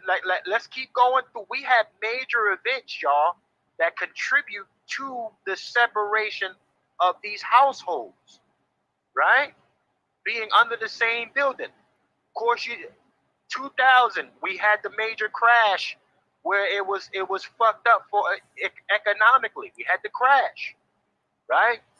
But ladies were still getting their food stamps and shit during then, right? You was being financially incentivized to keep the dude up out the house, which then creates this degenerate environment that now is breeding. You got a whole bunch of single moms raising boys, raising girls. Look at the stats. It ain't. And this is how you get this Vivica Fox saying that she wants any scooter men and not get no pushback on any platform at all. You don't even hear a peep about it. Yeah, we had some bad times. People didn't like it, but Clarence Thomas called his sister a welfare queen. Right. Ain't that some shit? But look at Clarence. He over there booty clip pause. Over 110 and plus in here. But I'm talking about stats. The numbers are the numbers.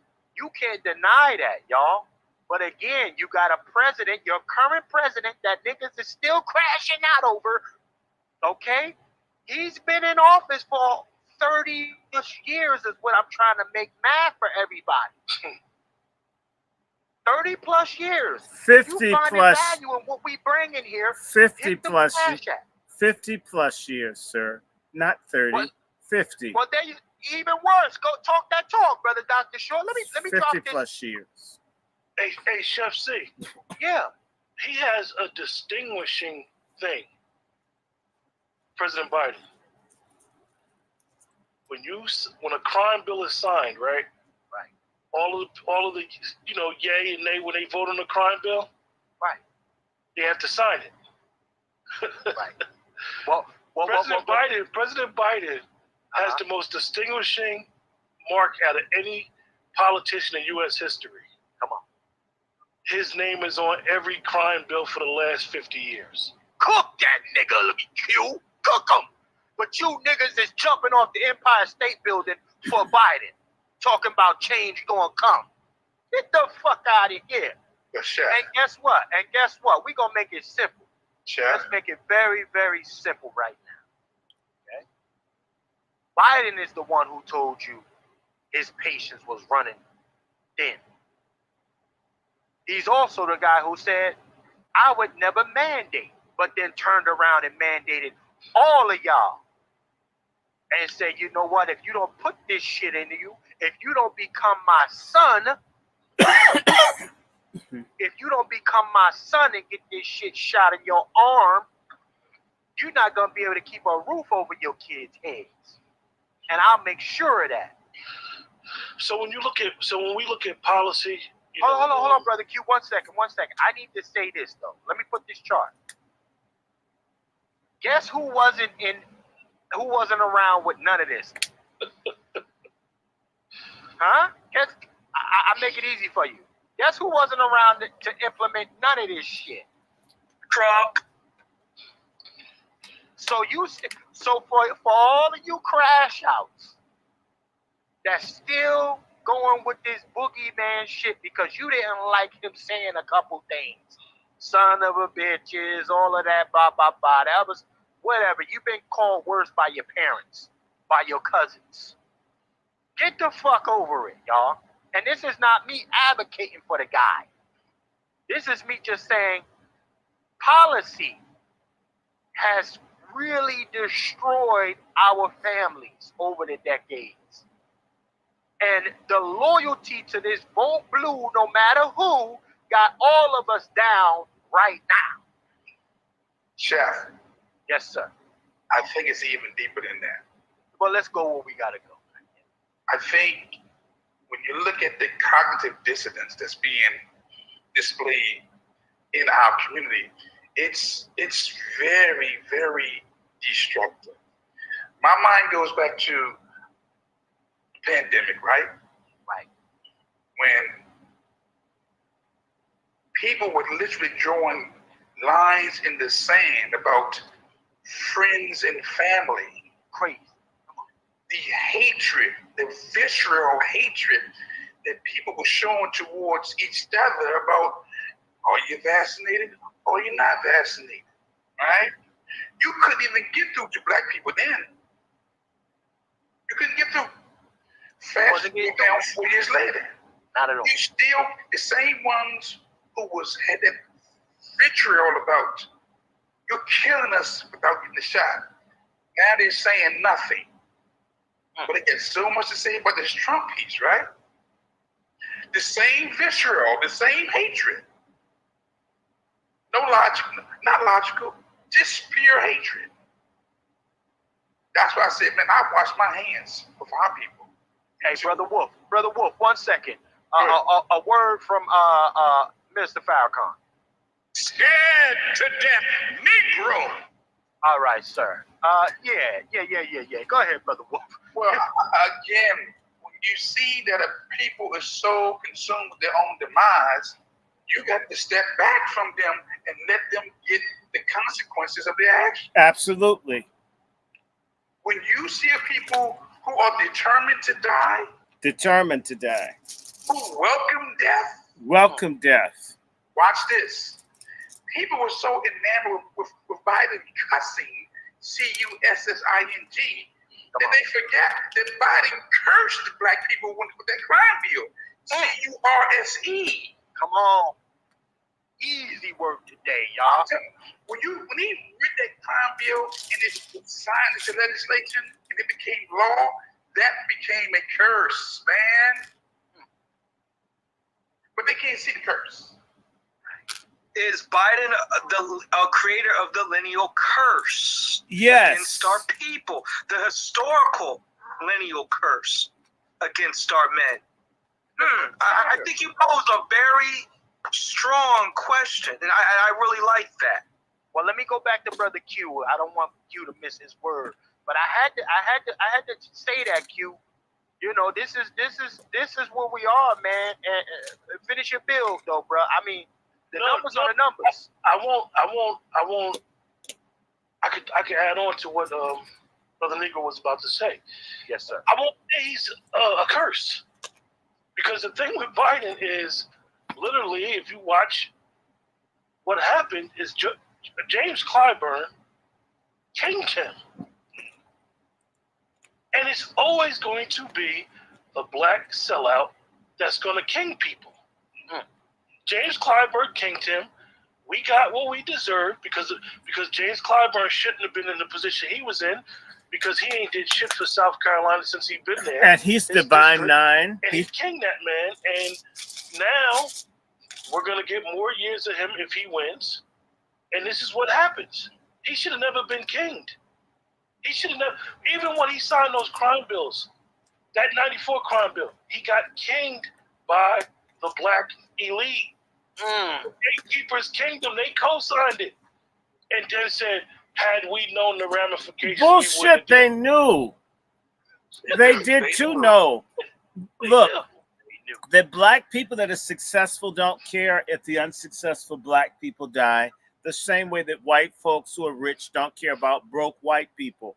It is stupid ass black Americans that walk around with this romantic view that when you become wealthy and black, and rich people are nice. I heard this from my stupid ass grandfather, that rich people weren't racist. It was just poor people.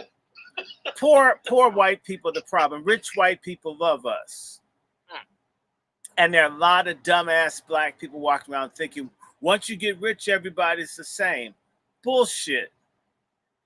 Bullshit. I heard a brother say this today. He said, I don't know if karma is true, but when is the 1% gonna start getting theirs? They don't care about us. Right. We've never if you see a black person, like Lone Wolf said, the advice that Malcolm said, if you see them telling you to go right, you better go left. Because they don't mean you any good. The successful black people in this country do not care if the rest of us die. We're the only people I've ever met that worship. Hey, Brother Short, they can't care if the majority don't care. Niggas is deers in the headlight. No, they're So not. No, no. Negroes are whore clout chasers. They're not mad at Diddy wanting people to eat cheesecake out of his ass. They want to be in a position to demand people eat cheesecake out of their ass. The black American is a wannabe instead of being who they are. We are wannabe. Our people rank and file are wannabes. I mean, ghetto, fabulous, bushy. It's all an imitation of something that isn't real. Rich white folks don't flaunt and do shit with money like dumbass Diddy and Oprah and other people do. They don't do that. And these people don't really, in fact, they don't really care what really is. It's the same way I always bitch about this. Black folks say, we should be like the Jews. It's a fucking lie. We don't want to do stuff like Jews, like invest in each other and stick together. We talk it, but we have no desire to live it. The scriptures say, be ye not just hearers of the word, but doers. We know what's right to do. We hear niggas talk about, oh yeah, well, I'm big on education. That's the big bullshit, boule, divine nine, liar, elitist, nigga cop-out. Education. You say education, right? And then everybody's disarming. I mean, all of our PhDs in education, we have all these PhDs, 50% of our PhDs in education, and we've gotten stupider and stupider and more illiterate every year. We only go with what we see, which is shallow. It's ungodly. If you had discernment, you'd be able to see through stuff. In reality, black people, when the family also started falling apart, Chef C, is at the same point in which the black community began to turn against true religion. People had no use for God. A lot of the murders and drugs and suicide, these people have no, we don't talk about it, but black folks have become a pagan, godless, deviant people. You can see this with all the entertainers, these people, I mean, Little Nas X, people worshiping the devil openly. You couldn't do this stuff. Even if you thought it, when Sammy Davis was in the Church of Satan, he didn't put that on blast. You couldn't do that not too long ago. It's changed. We've changed. And I'm going to say this, and I'm going to offend people. I don't care. A big part of the problem in our community is that we've become feminized. And I'm going to say this, ladies, I don't care if you're offended. Women have a different spirituality from men. They just do. And the very, very dangerous influences that men in our culture have stopped being God-fearing men. In fact, my whole life, I would hear this thing, and I noticed that we have a culture of, even in the church, you have Holy Ghost pussy worship, and you got street pussy worship. You go to church and people tell you the women are more spiritual than the men. Bullshit. Have you ever talked to a pastor who gives the pastor all the problems, who ties up all the time, who does this and creates drama and shit? It's not men in the church because it wouldn't be tolerated. They will throw your ass out of the church so fast for asking a question. You can do something very small and you're done as a man in church. Women, babies, let's like this trans shit. Everything that you see super confusing in the culture now, a lot of it is linked to women being out of order, and men standing down, sitting on their hands. I mean, they got a blowjob. I mean, I guess now we got blowjobs and you can have anal sex and so forth. We've traded godly manhood for sexual mess of pottage. And it has degraded our women as well as it's degraded us. I mean, I'm just telling you, in other countries, women can't walk around almost virtually naked and no one say anything. And what most do say, man, she's got a big ass. She looks like a fucking fool with her ass practically exposed in public. These Negroes at these Hollywood parties and all this nasty clothing, it's nasty, but it all comes with Baal worship, pussy and dick worship, more so pussy than dick. This is where black folks are. We have turned against God. We become a Satanist community. The Satanists are in control. And evidence of that is us not having spiritual discernment. When God leaves the people, people become stupid like we are right now. And I want to say for anyone that wants to point to any religious institution, Christian or otherwise, if they were effective, why haven't they been able to counter this decline that has been rapid? That's everybody, even big name people, religious, not just Christian. Why haven't they? All black religious groups are shrinking. Church attendance, everything is falling. One, people don't go because they don't stand for anything or represent anything for real. Or they've been hijacked by degenerates. Hey, Dr. Short, let me ask you a question as you know, I like to message you as the elder amongst us, right? I'm not the elder. What happened when our religious organizations used to be the bedrock of black liberation in this country? What happened?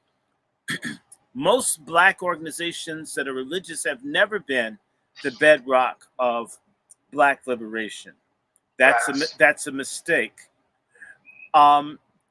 When religion is the bedrock of a people, it's when religion is practiced in the home.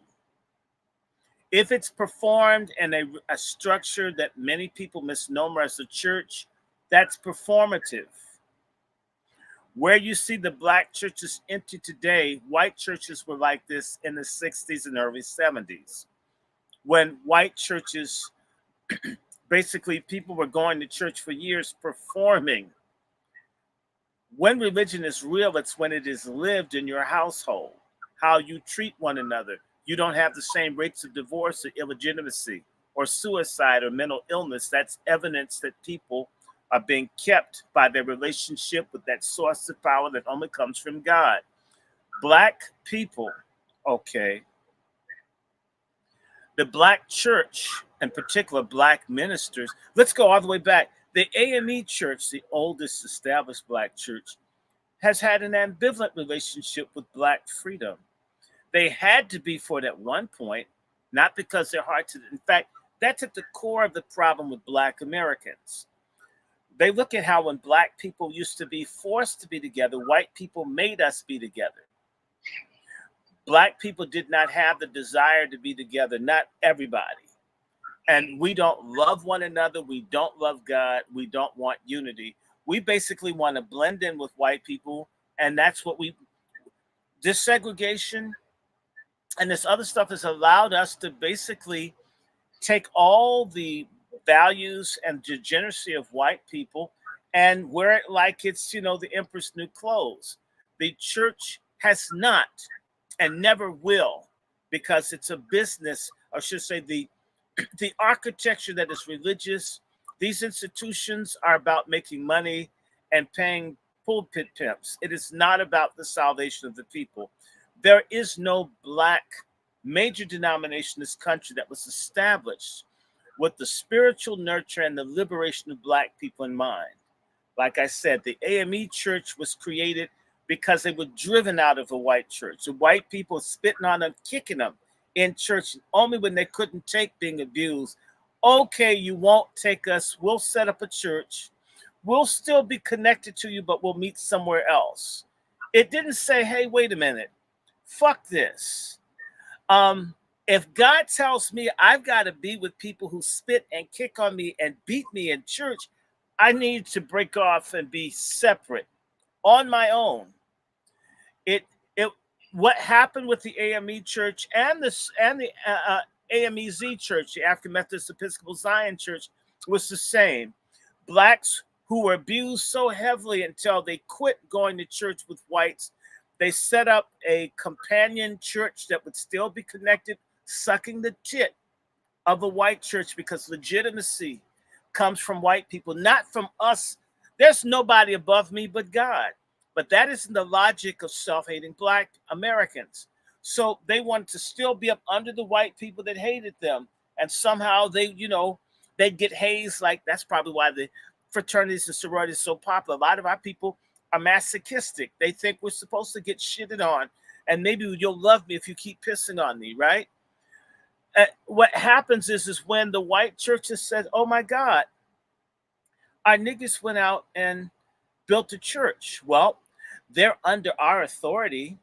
And since they wanted to be in relationship with us, we're going to go and take the real estate away. And only when they were going to take the brick and mortar did the AME Zion and AME Church say, we can't do this. So it wasn't about respect or God or righteousness or justice.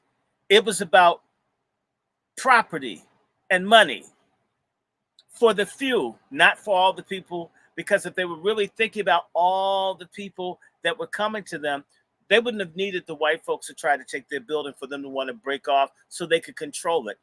I wrote in a very short paper the anti-nationalistic impulse in Black Protestantism, that Black people do not want to be.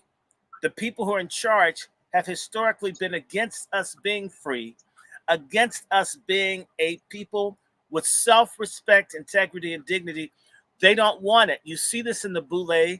You see this in the Negroes under Biden. You see it in the Republicans who told Trump that Black people didn't need anything. I actually know the brother that wrote up the Platinum Plan. He and I have the same adversaries of the Black Republicans who didn't want to do anything for Black people. These folks simply want to be a part. In other words, Black people worship white people. Black people's God is white people. In Orthodox Christianity, that's Satanism, to put a man or people in God's place. So the Black church has always been satanic. Until it sees God Almighty as the sole source of all authority, information, and everything, then it's a heresy. And so if the Black church were really a Christian institution, I'm not talking about people that go there, I'm talking about the leadership and everything else. Reparations and all this stuff is come on, it's a no-brainer. If you've got God on your mind and your heart, it's something that they have to have studies and conferences on when they want to bullshit, when they really more concerned that white folks are pleased and like them and don't shut them down. Okay, so the Black church has never been. There have been Black pastors, there have been Black congregations, there have been Black individuals that wanted liberation and freedom, but not entire groups, because in reality, we are highly inconsistent as a people. We're hypocritical, we're frauds, okay? I can just give you, I wish we were not. So I'm thinking about my parents and stuff that they did that was complete bullshit, like telling you, don't fight when you go to school. Their asses never went to school with white kids. What do you mean don't fight? Then I come up, if I have blood stains on my clothes, little bitch ass mom's gonna say, well, you have stains on your clothes. Then you pop someone in the head so you don't get your nose busted. Then why are you fighting? Because a lot of our people aren't into processes. We're very emotional and illogical. We just want, I hear people, man, it's 2024. I can't believe we're still talking like this. Often it's stupid ass emotional men from single parent households. the passage of time, can you imagine if you're in a gas chamber that Hitler puts you in, the more time you spend in the gas chamber, the more likely you're going to die. It's not like the gas is going to go down. I mean, why are we so stupid? So in reality, no, the black church has not been for liberation. If the black church had been for liberation, they would have dealt with money, they would be dealing with family, and it would be instituted. For example, you had a great African Methodist Episcopal bishop, Henry McNeil Turner. They haven't had, and he died in 1915, they haven't had a senior bishop in the AME church equal to him in over 100 and almost 110 years. They don't, because these people are Masonic. The Masons run the churches, the Masons and then the Greeks. So the evil people in our community run everything, and we're caught up in what they look like. They look like us. We know them. They're in our family. We've got some access, so therefore we don't criticize them. So in a nutshell, you can't be for liberation and freedom if you have no belief in an all-powerful God that can deliver. And then two, if you have no rules, no covenant, no morals, no laws. And black people are a lawless people. Okay, if we were law-abiding amongst ourselves, even with mass incarceration, there'd be fewer of us in jail. There are a whole lot of law-breaking, liar, no good, trashy black people. And I don't want to try to save or carry people who don't give a damn. The church is a failure. It was founded, I have my little slave Bible. The only reason that white people have tolerated Christianity and black people is there's a mutual understanding between black religious leaders and whites that preachers would keep black people stupid, passive, and weak. And that's how they got their tax-free income, and that's why their churches didn't get burnt down or shut down. So the church is a fraud, not God, not gospel, not the music, not the good people that go, but the black church leadership, for the most part, are bankrupt traitors, worthy of being in a, if black folks had a Guantanamo, thank God I'm not dictator of black America, because I'd arrest T.D. Jakes, but their asses would be picked up. I'd go by their house, just pick all their asses up, lock them up. These people have deliberately betrayed the gospel and betrayed the people. And they've done it the whole time through. And no matter what it is, look, dudes, I know what it's like to be over at the National Progressive Baptist headquarters. They raised all kinds of money for Katrina. Do you think that that money reached the people in New Orleans that these black preachers built people out of? Do you know every time they have disasters, these black churches steal money and do all these things to black pastors? It's so bad. As I always say to people, I got blackballed for ordination because I didn't think Jesus was gay. Because I didn't think Jesus screwed the disciples. They didn't think I was qualified to be a minister. And by the way, Jeremiah Wright is in this group of pastors. Okay, so when you guys talk about all these great people, I don't see the shit y'all talking about. Okay, ladies and gentlemen. Listen, I want to say this. Time for me to get the hell up out of here, but I want to play this one more time. African Americans built this nation. We built this thing. You know, you're just starting to get real credit for that. Okay, I don't know if you know that. You're just starting to get, you built the nation. We all built it, but you were such a massive part of it. Bigger than you were given credit for. Does that make sense?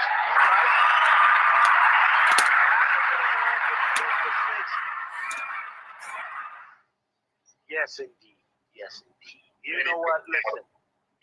Go ahead, Brother Wolf. I said, and he doubled down on it. He said it once, he said it twice, so you can hear him real clear. Yeah. He that's the shout out to Barack Obama, your first black president, though. Ofaga. Right. Shout out to Kamala Harris, your first black VP. Shout out to Kataji ground your first Supreme Court bullshit. Feminists. There you go. None of these folks, I mean none, even Clyburn, the selected chosen Negro, none of them stood 10 toes on our contribution, let alone innovation, foundation of this fucking country. None of them. But you got this dude, and salute to over 120 of y'all in here. And y'all still want to, many of y'all still want to believe the boogeyman. Bullshit. Even while some of you was getting stimmies because of him. Huh? You was getting stimmies. You was getting that child credit. Huh? You ate more fucking crab legs than you have ever eaten in your life. Lobster, filet mignon, nigga. Going on trips. All of which happened under this man's presidency. Are we going to keep it going? Are we going to keep this 100 today? Yeah, Q. Are they going? Nobody's going to say that though, but they're going to have you crash out. They're going to have you keep crashing out. Meaning you're going to get your booty to the poll and vote for Biden. That's what you're about to do. You're salivating at the chance. You know what, Chef C? There's a comment in my chat. Donald Trump and reparations, I think he could be tapped for it. The people that are around Trump that can get to him, even the black Democrats didn't talk to Trump when Trump said, come see him. They didn't take reparations to Trump. Nobody's been going to Trump on reparations. And the people around Trump, a lot of the folks, Steve Miller, he's got racists that don't want this. However, none of the black pastors, preachers, in fact, what Donald Trump's buddy that died in 2020, I got in trouble. I was in a meeting with black Republicans, and I started talking about Republicans. And Donald Trump's bishop friend says, I'm not a coon. I says, I never accused you. Okay. Are you self-conscious when you hear the word coon? And everybody went, ooh. It's like, so I got in trouble. No, there are a lot of coons, but I want to remind this brother, there was a person, Blacks for Trump. The man's name is Herman Cain. When Herman Cain got Blacks for Trump to agree that they were going to demand reparations for black people, he was dead within 5 weeks. Come on. Okay, and I told the friend of mine that knew Herman, get to him. I can get him some medication. If not, they're going to kill him. You won't see him again if you don't get to him in the next 2 weeks. He couldn't get to him. He was dead a little over 2 weeks later. There were black people that were independent and Republican that wanted reparations. It wasn't the majority, because the same thing you have on the Democratic side, you have on the Republican side. You have Greeks, you've got Coons, you've got Boule, you've got Masonic. These folks are fake. They did not ask Trump. Trump asked people what did they want, and he was told by a room full of people in the White House that Donald Trump shouldn't do anything special for black people. Come on. This is what and the people like me were, when you speak up, those of you who are not outspoken or involved, the black people that speak up are outcast by the niggas that y'all look up to. Black people don't get behind folks who speak up for them because they're not going to be popular or have money. Folk are going to want you to give them cars and houses and shit. When you start talking about the real deal, they attack your economics. Dr. King died broke. Marcus Garvey, the tether, died broke. Medgar Evers was shot when he was broke. Adam Clayton Powell was broke. Malcolm X was broke. Fred Hampton was broke. Huey Newton, when he died, was broke. Nobody that stands up for your sorry black asses is rich. Come on. That's the price of speaking up for your dusty black asses, is that you don't have anything. They attack you economically. Wait, Dr. Short, I got a question. And let me finish this For the though. women- And so my point, people, is that the black people that would fight for you, like the political prisoners and other people who spend 40, 50, almost 60 years in jail for your sorry black asses, people are not with them. We're phony. We don't back our great people. Our heroic people, their asses are on their own. And yet we're with the people that stab us in the back and stab us in the front and betray us. So in reality, it's our immorality collectively that fuels this. We invest in our own genocide, economically and spiritually. It's a choice to be for elimination, and that's a choice many of us have made. Go ahead, brother Negro. Yeah, it's about the women aspect. I noticed throughout history, when it comes to women activists, they don't die broke like that, unless like you have extreme cases like Dr. Frances Cress Wilson. She wasn't broke when she died, and I wouldn't call. She wasn't an activist. She was a thinker. She was an academic. She's a brilliant woman. The women that speak up. Ida B. Wells wasn't rich when she died. The real black woman. I'm not talking about the society bitches with the hats. We're talking about real black women like what's her name? Fannie Lou Hamer died broke. The real black women that are in the trenches with us get the same treatment, which is what a lot of black women know. If you don't want to be treated like a black man, you better not go hard on blackness, which is why they don't mind putting black women in, because they know they won't go as hard. Because women, if anything, women are thinking about money. By the way, I got a Kamala joke. Why does Kamala Harris like going shopping?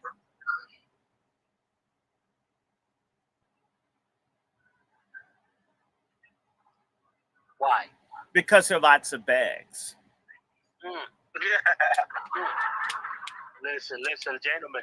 This is a phenomenal fucking conversation, but it's time to crank this thing down. Okay, so, well, treat us with that right. being said, Brother Negro, let them know some of the things you got coming down the pipeline, how they can get a hold of you, etc., sir.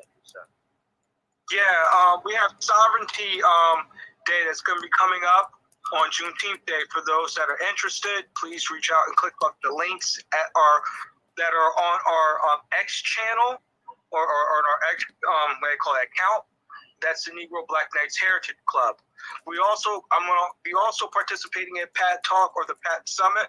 I will hope to see brothers there. Please be supportive of it. I'm definitely very, very anxious about this situation because we get to talk about a lot of different things. So that can help improve our community, make it a better place for our people and our progeny. That's what matters most, you know. So I definitely want to pass off the mic back to you, Chef, and thanks. Salute to the Brother Negro, ladies and gentlemen. Let me go to Brother Q. Brother Q, let them know how they can get a hold of you, some of the things you got coming down the pipeline for next week, Brother Q. I can be reached at ltalk5600@gmail.com. As of right now, I don't have much planned. I'm in the process, like I said the other day, I'm in the process of moving, but I'm here.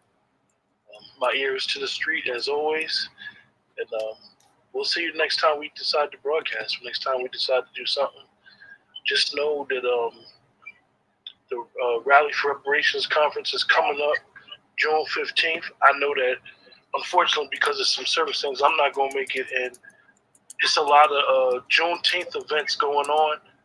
I just want people to realize when they go to these Juneteenth events, don't get angry that the event has been turned into a party, because that's what most of them go to.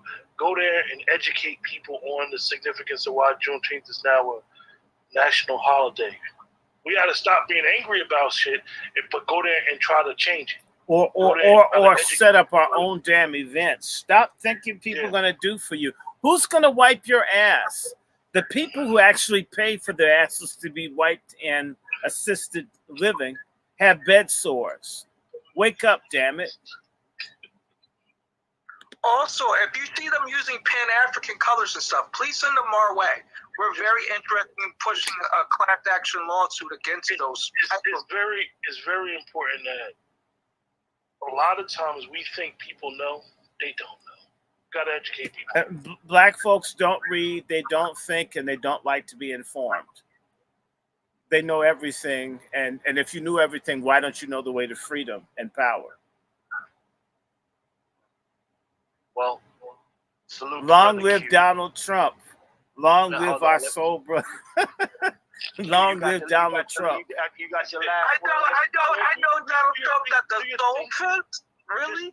Just all I can say is like Dr. Short said that don't be a person that wants to remain ignorant. You want to at least be able to protect yourself and your family from what's going on. So salute you, but let me go to the brother Juan. Brother Juan, let him know what you're If you want to reach me, go to lwftraining.com. That's lwftraining.com. You will see me at Juan J. Johnson on Facebook, Juan J. Johnson on Twitter or Social X. You will see me as Lone Wolf on YouTube. I got quite a few outlets, Instagram too. I'm easy to reach, but I will say this, family, I'm going to continue to train you how to become responsible gun owners, gun users, right? But I've made up my mind that a lot of us would rather, we have a death wish. We want to die. And I'm not gonna save you. I'm not gonna jump in front of the bus to get you. I'm not gonna order the train. If I see you on the street, I'm going to move to the other side. Okay? Because I'm applying that principle that Peter said on the day of Pentecost. Save yourself. Save yourself, family. A lot of these folks, they don't want to be saved. They are literally praying for their own demise. And they love this foul, immoral degeneracy. They love it. I'd rather just step back in you or them and let whatever falls them fall. I promise you this, on everything I love, I will be stepping over a lot of carcasses. I promise you this, because that's what you want. And I'm going to give it to you. Brothers, we're doing a great job. Whether they tune in or not, we've left stuff for posterity, for that next generation, those maybe 7-year-olds, 8-year-olds, 10-year-olds will come across our videos and say, you know what, was there anybody out here standing 10 toes down? They will come across Patriot Pat Talk, or On Their Necks, or The Negro, or Let's Talk To. They're going to see our videos. Dr. Short's Anger Man, they're going to see us. And I'm saying this because I will not have the same lot as my forefathers, the Malcolms, the Martins.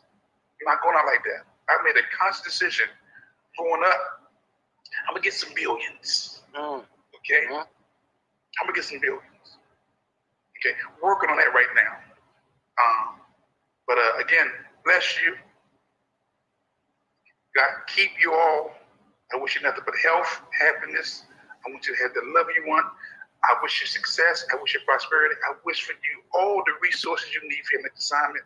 And I want you to have unlimited money with the guns. Long work is done.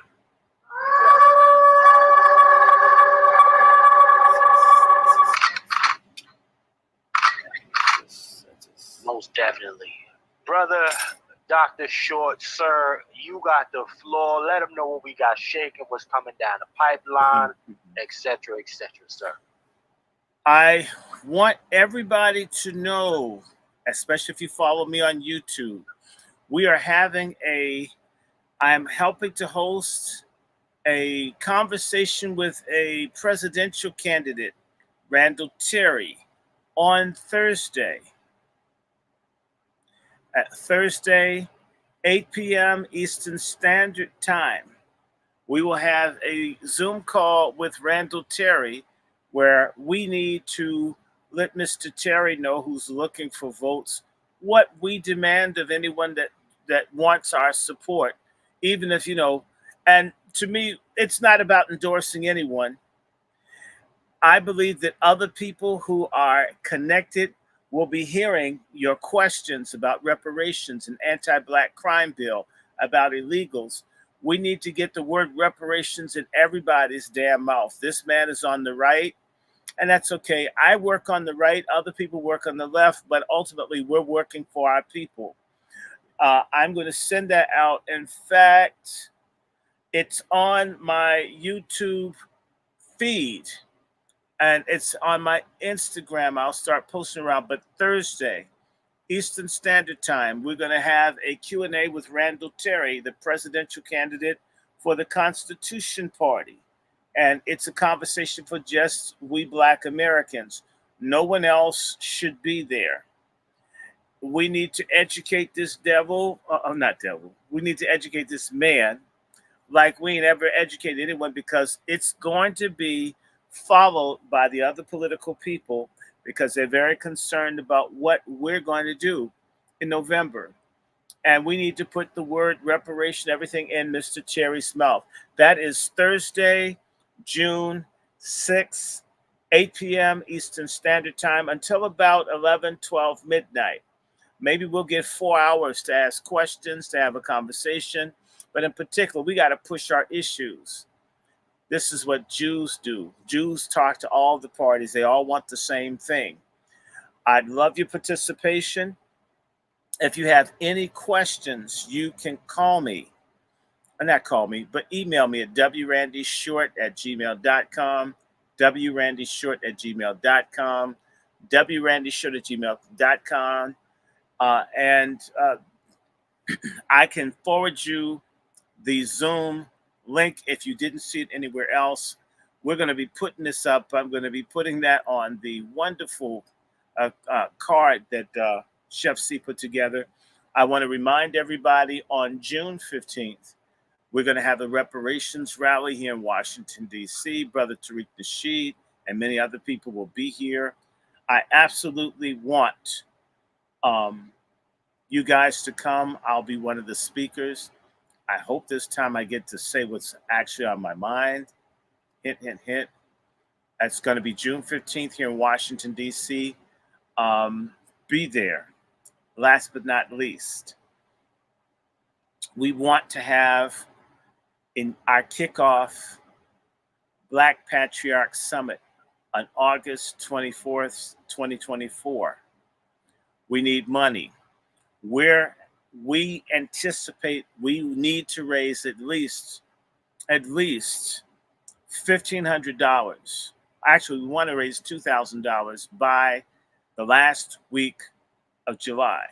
If we don't get that money, if y'all sit up and whine and complain about what nobody's doing, if we don't have that, I'm of the opinion that Chef C, as the business brains behind this, we won't have it.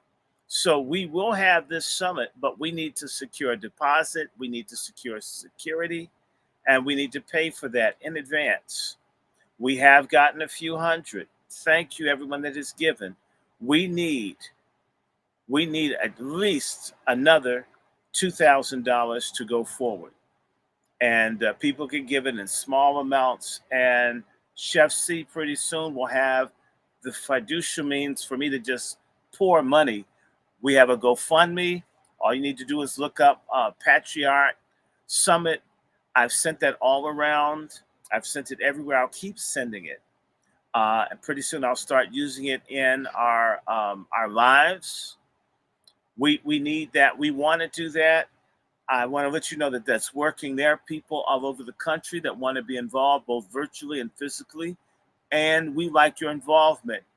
We also will be doing things, calls for papers and other things. We're going to drop some stuff this week about what you can do to participate in the Patriarch Summit, whether you can come or not.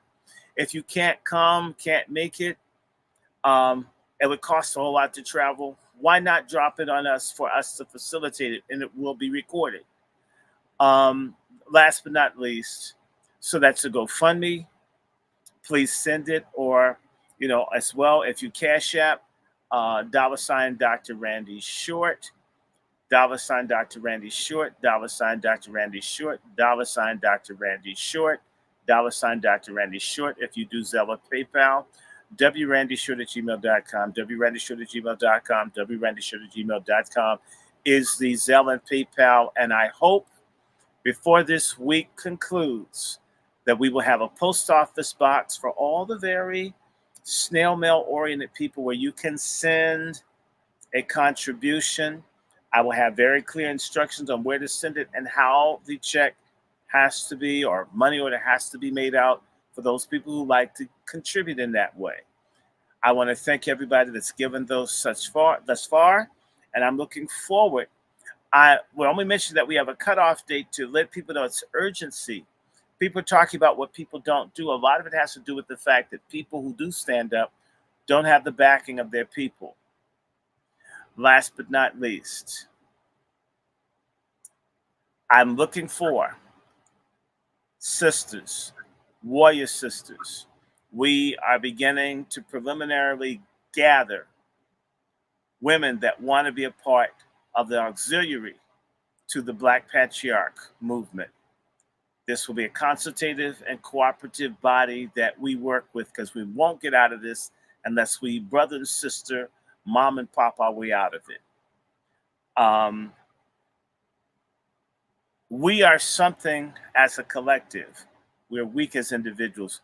I can't do anything without your help. I can just be an opinionated, educated person. If everybody does their part, we will have this summit and other subsequent activities. It's left to you. Black men, you guys need to be more generous. Sisters got y'all beat. Not all of you. Some brothers like are amazing. We need to give more. We're not asking people for millions. We're asking people for hundreds. The people that are pushing depot and pushing mass incarceration, they pay their lobbyists millions.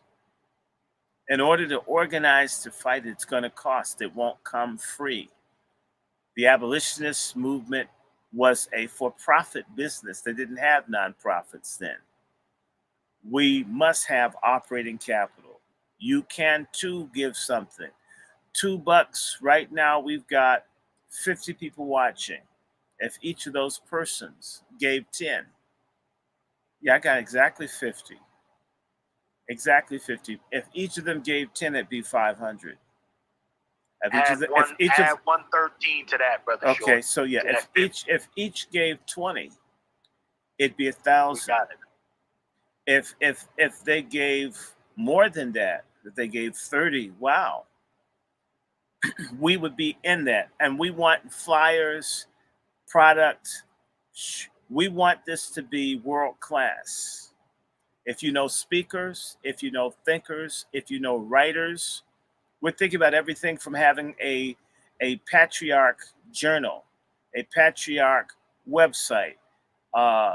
We even have brothers, not just Brother Chef C. We have other people who literally have a existing Black business app portal.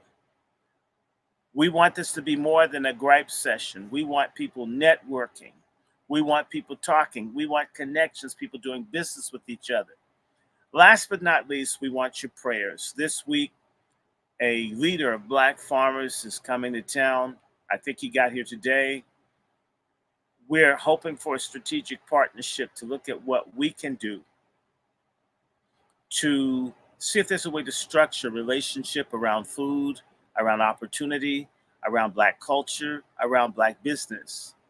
And I also want your prayers for the young brothers that have a contract where they can deliver inexpensive alkaline water. That's what I wanted to talk to you about, Chef C.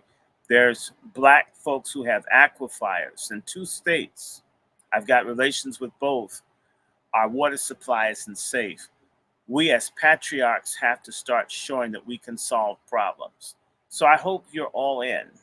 May God bless you. May his face shine upon you and give you peace. I'm done. You know how to bless us. On their necks, let's talk to everybody needs your support. Please support the United New Black Media.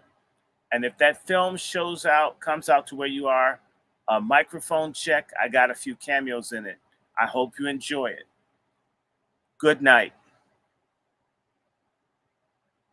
Yes, indeed. Salute to brother Dr. Randy Short, ladies and gentlemen. Over 120 of y'all in here on this side. Add the 50, that's 170 of y'all tapped in with us right now. Salute to everybody. Ladies and gentlemen, there you have it. MFM. MFM, everybody. I like it. MFM.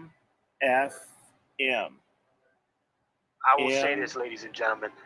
Thank you all for tapping in with us here today. And you know what? We are looking at it. And the verdict is out. Donald Trump definitely got some of that nigga treatment. But you know what? We just... Well, we get it every we'll day. leave it up to you and we don't get to make be your judgments, billionaires. ladies and gentlemen. So with that being said, I'm your host, Chef C. For On the Next Podcast, tapped in with the Angry Black Man's Book Club for Pack Talk number 25. And ladies and gentlemen, remember, in a system of white degeneracy, you stand for nothing, you fall for anything. My name is Chef C, and I'm out.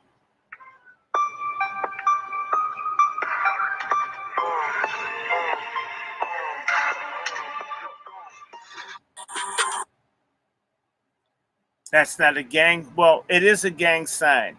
We want our motherfucking money. So that's MFM. That's our gang sign, that we want our damn money and we are owed. When are we going to get paid for the work that we've done? We'll get paid when we come together with God and in solidarity with each other. We can't let anybody turn us around. I want to take a nap. I hope I get enough rest so I can do some of this reading. I have some great things to share with you. Okay. I want to say love to everybody, Brother Pedagogy, Brother Herc, Owens, all the moderators, Brother El Negro Hotep, Sister Scales, all of you. Thank you, thank you, thank you, thank you again. Brother Mark, Sister Devon, please, please, please, please, please, please help us. Sister Kamala Wright, happy Sunday. Hey, Curbs, how you doing? Hi to everybody. I'm out of here. We'll talk soon.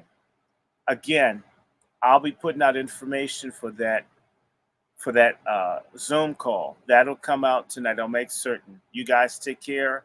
Bye-bye. I do need white rest.